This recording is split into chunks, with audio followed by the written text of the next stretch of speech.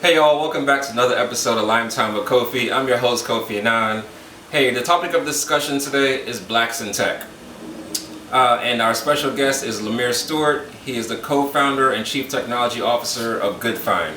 GoodFind is really an amazing company. We owe a lot of our success here at Soul Rebel to it.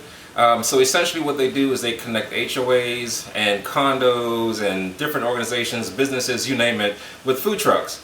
And they take care of all the legwork for you, the menus on the websites and everything, so people can just kind of order directly, and it's a really neat interface. So we're going to talk to Lemire about his journey in the tech industry, how he came to find GoodFind, but we're also going to talk to him about his journey from the perspective of a black man navigating this field, which tends to be very discriminatory. So we're going to try to understand more about him, more about his upbringing. By the way, he's also from Jamaica, so we're going to talk about that a little bit as well. So hey, three of my favorite things to do in the summertime. I know it's not quite summertime yet, but it is getting warmer. Three of my favorite things to do is to make tacos, to grill, and to barbecue. And so we're going to combine all of those three things here today, and we're going to make my grilled barbecue chicken tacos. They're going to be awesome, and in the process we're going to learn a couple things here and there about blacks in the tech industry.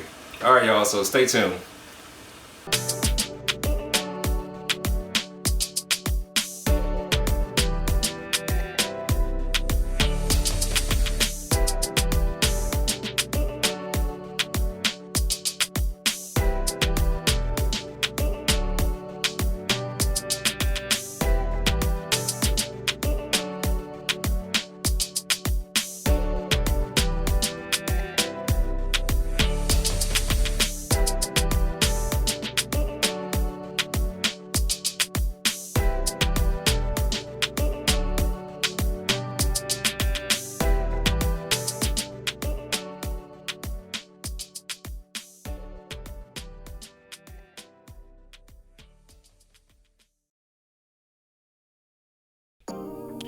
Alright, so first we're going to season up our chicken breast, keeping it really simple.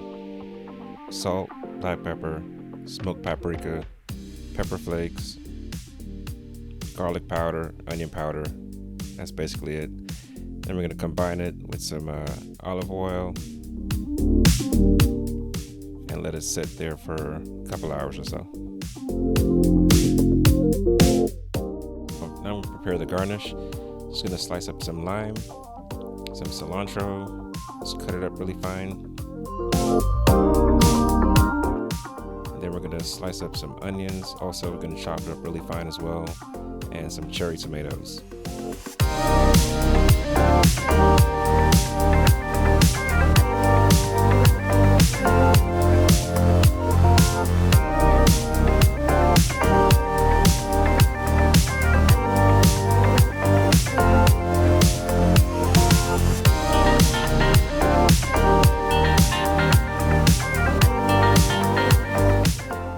It's all chopped up, we're going to combine it all into a bowl, squeeze that lime juice over it,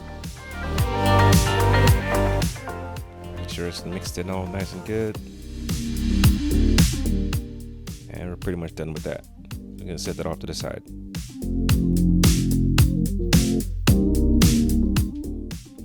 Now for making the sauce that we're going to put on the taco. I use Miracle Whip, some sriracha, and roasted bell peppers.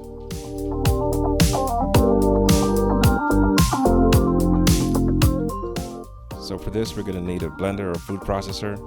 So first, we're just going to put the mayo into the cup. I put a little bit more in here, but you can kind of put as much as you like. I put about 3 tablespoons of the mayo, about half of a bell pepper, and about 2 or 3 tablespoons of the sriracha.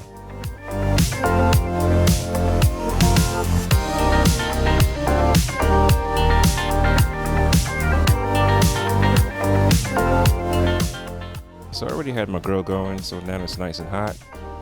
Not too hot, you don't want to burn the chicken, but once those coals die down, or if you lose the gas grill, once that heat dies down a little bit, we're just gonna place the chicken on there for about 15 minutes on each side.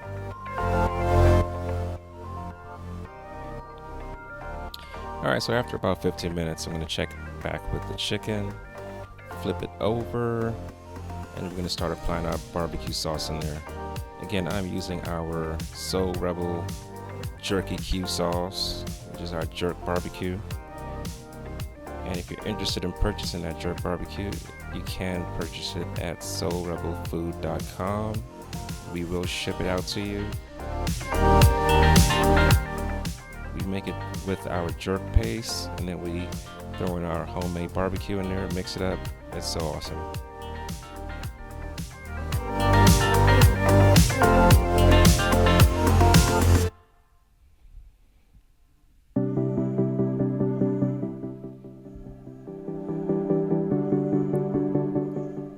Alright, so about another 10 minutes have gone by. Flip it back over. Make sure we get that barbecue sauce on the other side there real good. And we're just going to repeat that process about another 2 times or so, just to make sure that jerk barbecue flavor gets all up in there.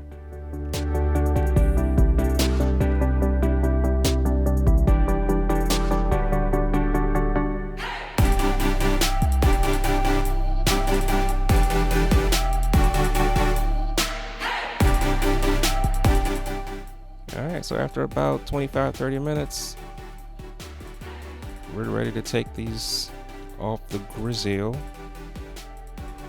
Alright, so I'll let it sit for 5 minutes or so, just for it to cool down a little bit, so it's cool enough for us to handle it.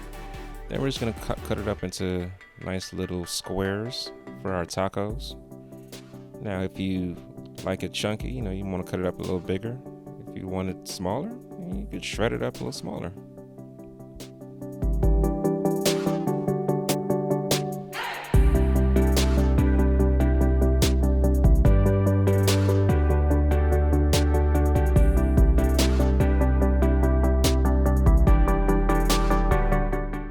So now we're gonna make our taco shells.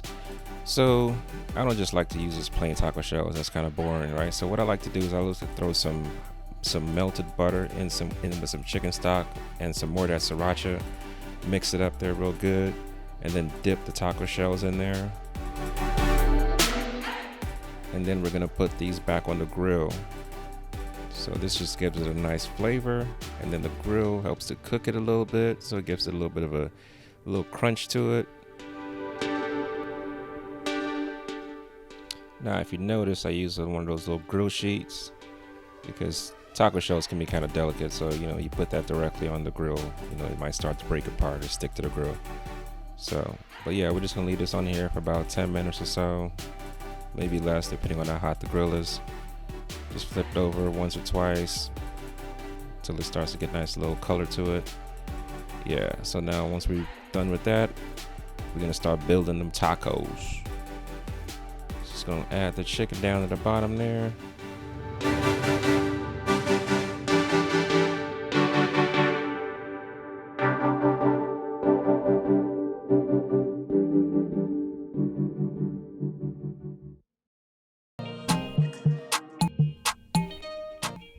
Alright, so now we're just gonna add that sriracha mayo sauce directly to the chicken, and then we're gonna top it off with our cilantro, tomato, onion dressing.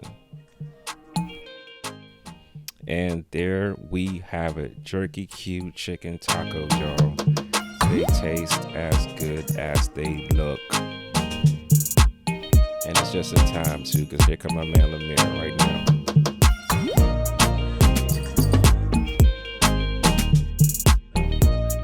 Hey man, go ahead. Oh, dig in, man. So this is my jerk barbecue chicken tacos. Okay. So yeah, man. So I know you normally get the wings when you come, but I figured I'd switch it up on you, so you can try the jerk barbecue. So it's getting warmer out, so thank goodness. Yeah, man, this winter's been brutal. Man. So they've been tricking us lately though, so I hope it stays like this. No, it was one day it would drop like 30 degrees in between, right? Like from one day to the next. I went out in the day, weather was nice. By the time the night dropped, it was freezing out there. Yeah, it's crazy, man. It's crazy.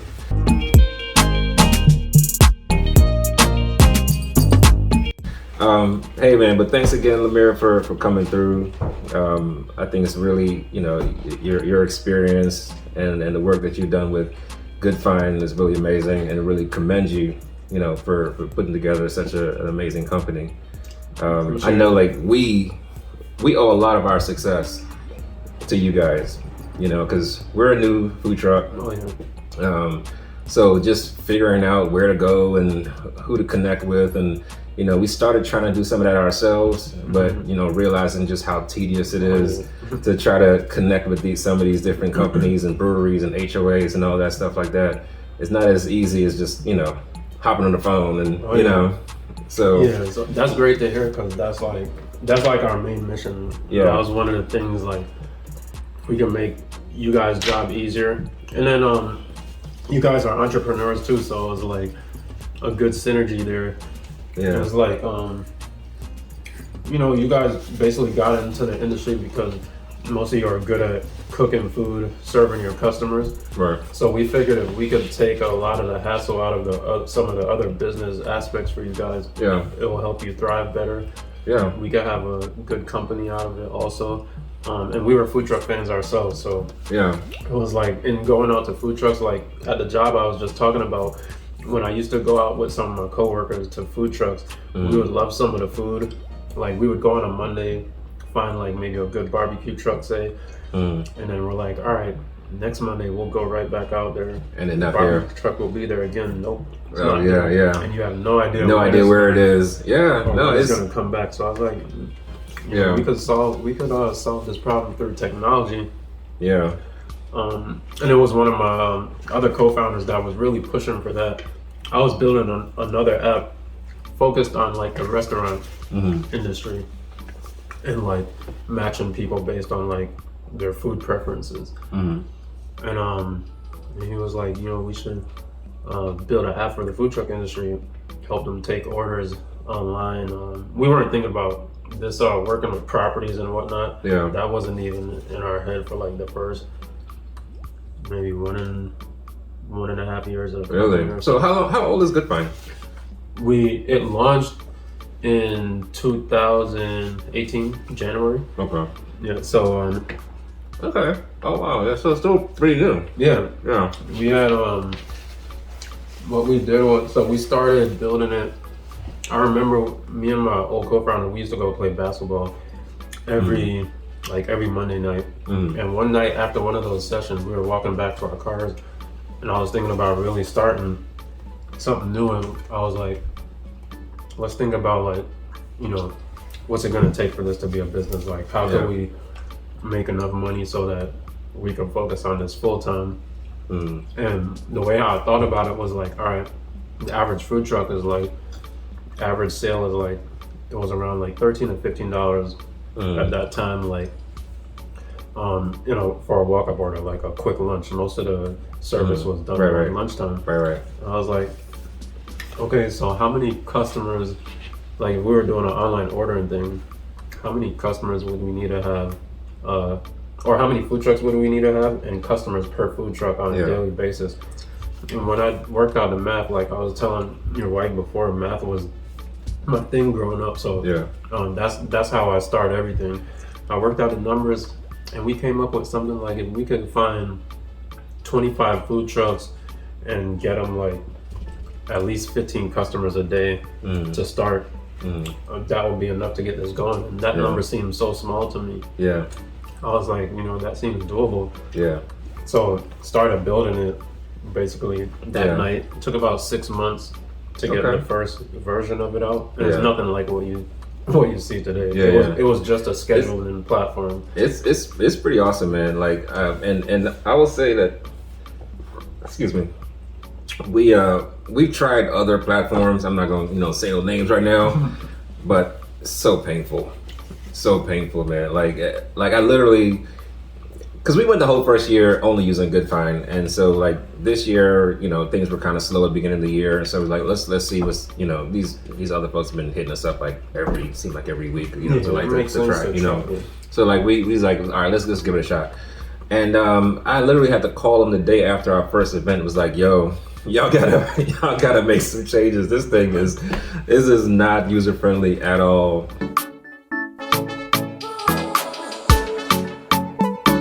Like what's it been like with like COVID? Because we got into this 2020, right? Like 2021 is when we actually launched. So we're like right in the middle of COVID. Mm-hmm. And I think a lot of people think, well, that's obviously was a bad thing for the food industry. Mm-hmm. But I tell people, I really think like it's actually been good for food trucks, because people look at food trucks as a way so you don't have to be closed in indoors. You can still get some different types of food. You don't have to pay all these crazy fees with like delivery and Uber and all this other stuff. Yeah. And so I think business has actually it's actually a good time to get into the food truck industry. Yeah. But from your perspective, because you kind of were there pre-COVID and post-COVID, what's been like for it? What do you think? It was like February 20th. We had just released our ordering system, like 2020. 2020, okay. And we were gonna start, testing it out with food truck owners. So we started out as that scheduling system. Yeah. Where it was just like you could come on GoodFind, show where you're gonna be. So 2020, we were working mostly with corporate at that time. Yeah. So 2020 rolled around. February 20th, I remember I went in an apartment community in their leasing office, pitched them on the idea of getting a truck out. Yeah. And it was like a 5-minute sell. Like, yes, we ain't gotta do nothing. Yeah. Really? It don't cost us nothing? Yeah. Yeah. And at that time, it wasn't free. And it was still an easy sell. Yeah, okay. And we were like, we made it free because we realized like it will be easier to get more opportunities for you guys by limiting and that, you start to build on that, and kind of like a proof of concept. Yeah. Right. So that was our first residential community. We was able to do that for like 2 weeks. COVID started like early March, like shortly after that, 2 or 3 weeks. Yeah. And we were like, man, like, lunch was ripped out from underneath the food truck owners. So like, and that was like their primary business. So we were like, man, we were worried like the business was almost gonna be over, right? Yeah. So we decided to like double down. Eventually they started restricting everyone to stay at home. Right. We were like, all right, food trucks are mobile. That's kind of a gotta benefit, be at the business, right? Because you can meet customers where they are versus being a restaurant and relying on customers to come to you. Right. So we just doubled down on calling how can we find all the apartment communities in the areas, HOAs. Yeah. At that time, we weren't even thinking about HOAs, just apartment communities, because it was easy to find like a rep to talk to there. Right. And then eventually it just bubbled over. It was an easy sell. Yeah. People were home. The apartment community would market for us and you guys. And everybody's just condensed in this one like nice little neat spot and everything.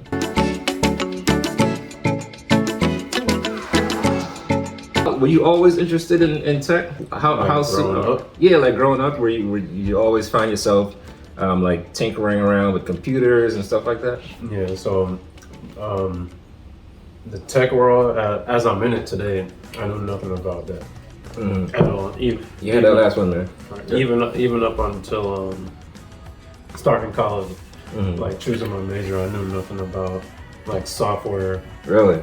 No exposure at all.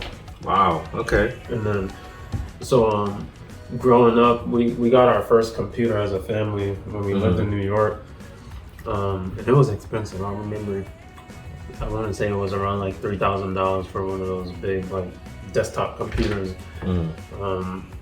That's so much cheaper today. And we only had one as a family, right? And computers weren't a popular thing in homes at that time. Was just starting out. And I was like really interested in, like, when my dad brought it home, I was really interested in it. Like I would spend all my time on a computer, and it fascinated me how it worked, how like compared to a TV, and you could play games on it and whatnot. Yeah. So I started to get interested in like how it's built, how it's worked, what could you do on it, what could the future of computers look like. Like I was always thinking about those things. Okay. And experimenting, which was the good and the bad part. experimenting caused me to like breaking stuff. break it a lot. And because of that, I have to learn like how it works, how to fix it. Right. Because I had to do that if we broke it. you break, you buy, or you fix. Right? And I had no money to buy it, so I got to fix it. So I used to learn a lot about it. I learned how to build them eventually, not at that time. That took years, like when we moved to Virginia. My uncle had like friends that like built computers and whatnot, and I learned a lot of that stuff. Okay. So when I got to when it got time to choose a major in college, I was like, I saw computer engineering as an option. I was like, yeah, of course I'm gonna do that. What school did you go to, by the way? I went to Virginia Tech. Virginia Tech, okay. How that came about, I think I went after high school. I was not a good student, like growing up. More so, I always knew like what I was interested in, like math, science, and like PE. Yeah, that was like that was my interest. Like that's funny. I'm like the total opposite. Like I was similar in the way that I was not a good student either. So, but the subjects that I did well in was everything but math and science. So if it was social studies, if it was like something, government, politics, anything like that, history, I'm there. Math, science, forget it. But go ahead. Those were like, math was always easy for me. Yeah. Growing up, that was my thing. And I didn't study, didn't like doing homework, any of that. And I could get like 100% in those classes. Yeah. Easy. And so that would be what I focused in. I didn't give much effort into the other stuff. English, history, yeah, geography, none of that stuff. Wasn't interested at all. I was like, I want to do something like related to like computers, and math and science was involved. So I saw computer engineering, and I was like, yeah, of course, I'm gonna do that. Okay.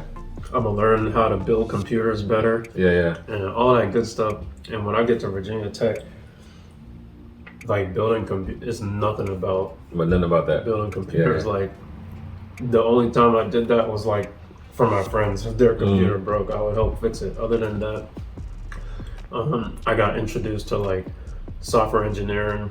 I think one of my first classes at Virginia Tech was physics. And that was like one of the hardest majors at Virginia Tech. So we got a test, and naturally, like growing up, like I told you, I didn't study anything like that. So I took those same habits to college, and I went and didn't quite work out. Not at all. I went and took my first test, and we got our grades back like after a week maybe. I remember the teacher emailed us, and the first line of the email was like, "You got a 56 on your test," and I was like, all right, I've never failed a test before, but I didn't try at all. So I guess if I put some effort in, I could change that 56 around. And then the next paragraph in the email talked about like the grade distribution among the class. And then you had to scroll to see the rest of it. The last line in the email said, "I curbed everyone's grade 30%. So snap! So I was like, I got a 26. I was like, that's worse than failing. Okay. You knew you had some work to do. And that was the other big thing. I was the first one in my family to go to college. Yeah. And like in a 4-year one, my parents didn't. Yeah. Nobody. I mean, we moved from Jamaica to here, so we were first generation Americans, and so nobody knew what I was going through. Nobody could give me any pointers. Yeah. So I went into college like blind, and not a good student at all. My days were like so backwards. Like I would go to bed when classes start at 8 a.m. and I'd wake up when classes were over. Sounds familiar. Sounds familiar. All right, we're gonna take a quick sidebar. Do a little joint I like to call One Gotta Go. So I'm gonna name off a couple of foods. You tell me which one. And so one gotta go. You tell me which one it is. Okay. All right. So one gotta go. Jerk chicken, beef patties. Jerk chicken. Really? Yeah. Okay. How's that? I wouldn't think the jerk chicken gotta stay, man. I can't. What does gotta go mean? I can't ever have. Gotta. Yeah, you can't ever have it again. Yeah, I give it not chicken in general, just jerk. Just the jerk right? chicken. Yeah, so I'll give that. Okay.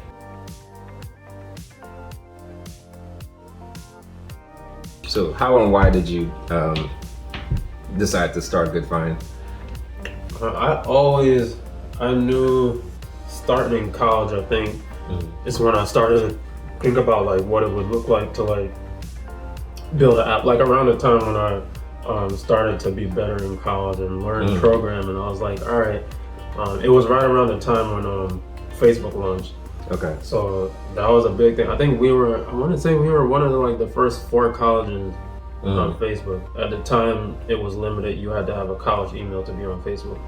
And I remember we got emails. We were like, I believe we were one of the first 4 colleges to be on it. And then I started following that story about how he's starting Facebook like from his dorm and I was like, that inspired you. Yeah, for sure. Yeah. And then I started learning programming. I was like, wow, I could see how this is possible if you get good at it.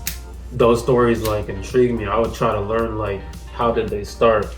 What was their journey like? What's the different things they were going through? And because of YouTube and Google, like you could easily find a lot of this information unlike you could in the past. So you start to look at those models as ways to like, well, maybe you could do something. Right. Yeah. Okay. That was like inspiration, and I remember annoying my friends like every day. I would send them these stories too, like, oh, check this out about YouTube. And then at that time also Google had just bought, I think it was in, what was it, like 2006 or something, they bought YouTube for almost $2 billion, and I was like, wow. So these guys, and I remember what YouTube started as, it wasn't that impressive as it is. A good product, but not like what it is now. They saw the vision. And I was like, wow, so these guys just started something, Google gave them $2 billion for it. Yeah. You'd be surprised at what, some of these big behemoth companies now, where they started out from. I was watching something the other day, and I think it was like Dr. Boyce Watkins. I'll credit him for the story. So I never actually looked up to see if it's true or not. But it was like when Nike started, these guys were like making. Yeah, I don't like the trunk of their car, using like waffle irons to make the bottom of the shoes and stuff like that. And now it's like it's such a cornerstone, shoe company that it's like it's part of like especially like for Black culture, basketball culture. Like Nike's is the standard, and they start off at nothing. So it's amazing what some of these folks start out at. But actually though, so especially as I'm actually to answer this question like the context of a Black man, right? How was your journey? Did you feel like your journey was any different? And did you go and encounter any challenges along the way that you felt like, would I be going through this if I was a Black man? The biggest thing for me was the exposure. I think just knowing it was even a thing. Like like I told you, I didn't know it was even an option until freshman year of college.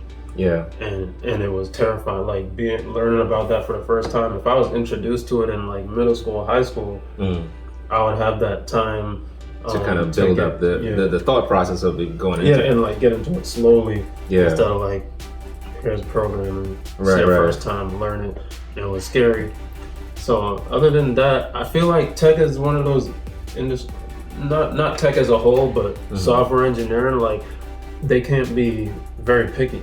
It's hard to find great talent. Software engineering. So that's interesting you say that, because like because I always wondered, like, you always hear like, okay, it's hard to, you don't see that many Black people in the tech industry, or at least in the software development industry, and like the numbers. I'll read off some of these numbers because I started doing some research as I was preparing for this conversation. Like 1% of venture capitalist dollars go to Black startup companies. 2.8%, basically, 3% of Google tech roles, and less than 5% of the entire staff is Black. And like for like 6% of Twitter staff is Black, 4% of Facebook staff is Black. And like those numbers were the same for like since like 2016 was the first time they looked at it. So basically it's been flat, along the industry. And so I was wondering, like, are they just not enough Black people who are entering those fields? Is it like a pipeline issue, or is it that the companies have made some kind of conscious or unconscious decision not to hire qualified Black people into these roles? And I'm gonna give it actually like a two-part question to get your thoughts. Like, did you ever consider trying to go for trying to get it hired into one of those companies as opposed to starting your own company? Yeah, so I think all of those contribute a bit, but I think the biggest factor I would say is exposure. Is people don't know it's an option. It's interesting that you brought up the exposure, because I know that if it's challenging for a Black man to be exposed to software engineering and some of these things and not necessarily thinking about it as a young age, I would imagine it's probably even more so for a Black woman, because or just women in general, but a Black woman especially, because they're probably not always taught like this is a field that you should get into. This is more of a male dominated, and then you don't necessarily see yourself in that role. And then it's not going to be something that it's like I don't know, like maybe like construction work or dirty jobs. Like, it's not something that most people are going to want to do. It's really challenging. Especially to be really good at it. Like, it takes it's different from a lot of professions in that to get really good, you're probably doing a lot of work outside of work. So you have to be into it. And for me, like, programming is similar to like playing video games. For me, I get a similar feel, that instant gratification. So it's easy for me. You love it. So it's not, it doesn't even feel like work. Well, don't say that out loud, because somebody might. Oh, you the boss anyway, so.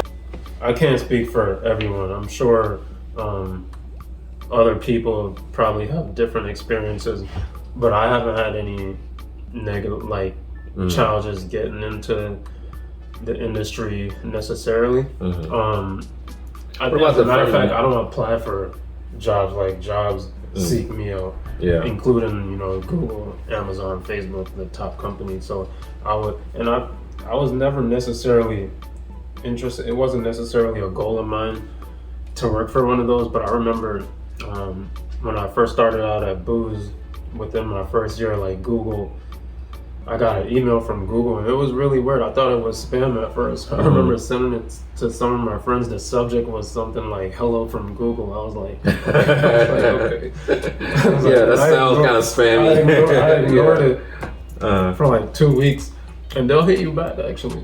And I was like, all right. I entertained it, and I was not that good at software engineering when I first started my job. So I took the interview, didn't even know what I was getting myself into, and it was an embarrassment, really. Like, I couldn't get through the first 15 minutes of the interview. So I was like, at that point, after I got that experience, I made it a point that, man, if one of these companies ever hit me up again, like, I'm gonna be ready for that opportunity. It's not gonna, even if I don't want the job or take the job, I'm not gonna embarrass myself like that. So and then I did get to, what was it?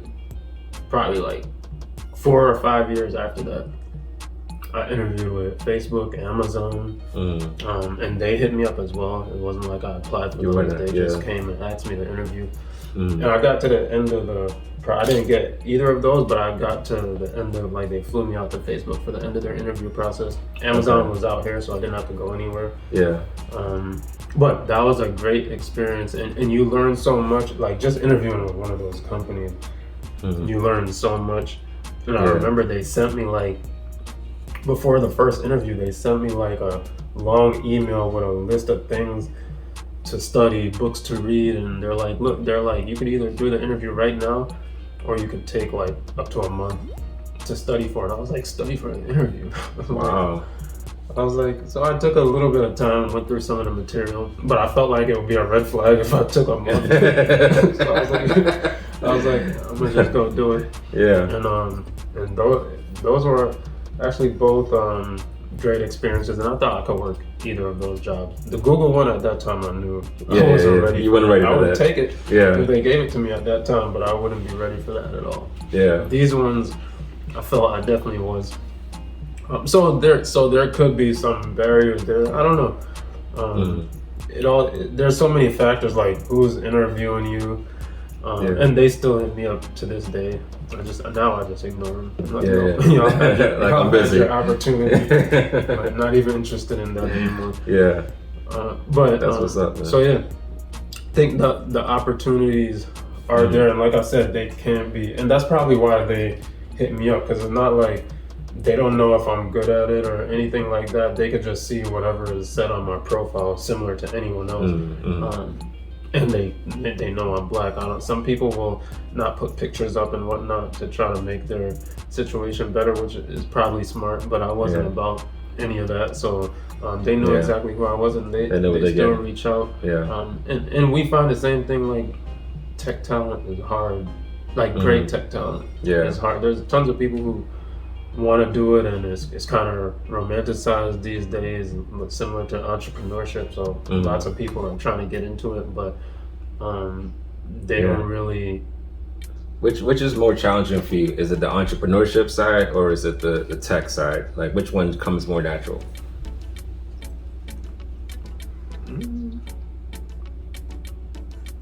I feel like they both come equally as natural in a sense, but they both have unique challenges as well. Yeah. Like in college, like I was always like the entrepreneur type. Like when I did a few different things in college that were entrepreneur like to make money. It's like there was a mall near our college out in Christiansburg, and they like converted to an outlet store, or the Nike shop in the mall like converted to like an outlet store. I don't remember what that meant at the time, but I just knew like when I went in there, they were selling New Balances for like $15, and New Balances was kind of a big thing around that time. Yeah. But when you go to buy them, they're like $45 to $60. Yeah. And these guys were selling them for $15. So I remember borrowing this girl's Ford Explorer, and I like bought all of their loaded that thing up with as much as New Balances as I can afford, and then I would put them on eBay for $45 to $60. Right. So I would make $20 to $30 on each of those boxes. So you always had a little bit of an entrepreneurship, side to you. I think a lot of Caribbean folks do, man. Like it kind of comes a little natural to us. I think. I don't know. I grew up watching my mom. Like she came to the States and started working for other people, but like her entire time she was in the Caribbean she was selling stuff. She's always selling something. So it was survival for me. It wasn't like I didn't even know what entrepreneurship was. I was just like, hey, there's an opportunity to 2x my money. I'm like,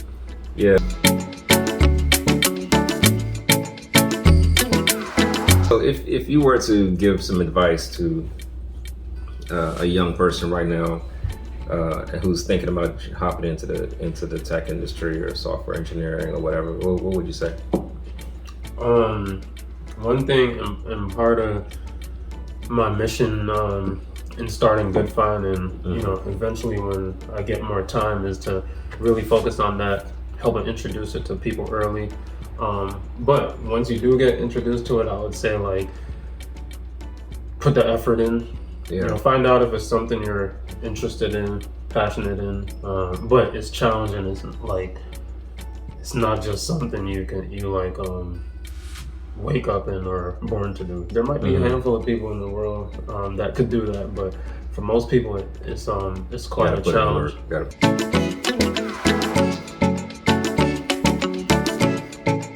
So what's next? I mean, I know you said you guys are expanding. So what do you see Good Fine like in a couple years from now, 3-5 years from now? I look at us as like, I think of us when you think about like the Ubers and Lyft and like Airbnb, like those businesses that kind of like started a new market, or like changed for Uber. They changed the way like the taxi industry works, right? Yeah. But there's also lots of like regulations involved in you know, them working directly with governments and making a lot of that possible. So I see us doing a lot of the same, making it easier for you guys to start food trucks, have more places to park. Like if there's a company that is kind of backing that, you find like it pushes these industry forward. Like because we're speaking on behalf of so many of you guys. Yeah. I think that's awesome. I think that's definitely an awesome point. Negotiate like, you know, better rates, just more opportunities, get more people into the industry, make the industry larger. Yeah. And the larger it is, the more powerful they're more interested. Yeah. Whether it's from investment or whatever. No, I think that's an excellent point. I'm glad you're thinking that way. So yeah, that's the plan. Big plans to be the like main like service for the food truck industry. Like anything you all need, from finding opportunities, financial services, you know, taking orders, all that good stuff. You know, we want to be there. So, how can folks get in touch with you, man? So, if you want to, if you're a food truck owner, or if you're just a customer who just want to try some different food trucks, what's the best way for folks to connect with Good Find? Any of our social media, we're on Twitter, Facebook, Instagram. We have support email, support@goodfind.com. You probably spell it out too, because I know it's with a Y. Yeah, good. That's always a thing. So Goodfind, GOODFYND. Yeah. So support or info, those are two email addresses that our teams are constantly looking at. Cool. Yeah, those are probably the main. Yeah, we'll make sure we throw those links up in the description once we're done here.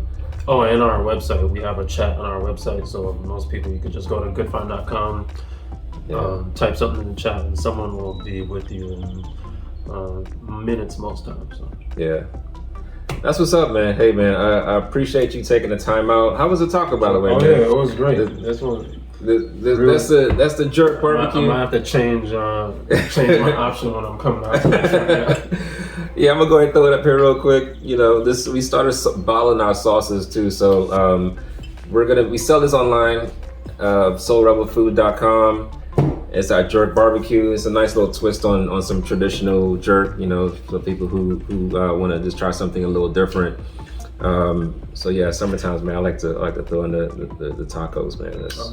It's nice and fun and light. Hey, man, thanks for joining us today. I think this is a really great conversation. I really commend you and all your success that you've been having with Good Find. You're doing some great stuff, man, like really helping out the food truck industry a lot.